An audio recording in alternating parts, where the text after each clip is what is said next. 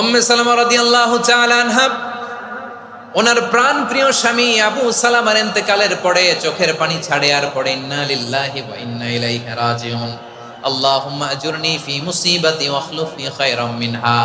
বারবার এই দোয়া পড়ে চোখের পানি ছাড়ে, এই দোয়া পড়ে চোখের পানি ছাড়ে, আর মনে মনে বলে আবু সালামার মতো ভালো মানুষ মদিনাতে নাই, আবু সালামার চেয়েও ভালো মানুষ মদিনাতে নাই, তার চেয়ে ভালো মানুষ কি করে আল্লাহ তাআলা আমারে দিবে, তার চেয়ে ভালো মানুষ তো আমি মদিনাতে দেখি না। চোখের পানি দিয়ে বুক ভাষায় আর নবীর হাদিসের উপর আমল করে পড়ে ইন্না লিল্লাহি ওয়া ইন্না ইলাইহি রাজিউন, ইন্না লিল্লাহি ওয়া ইন্না ইলাইহি রাজিউন।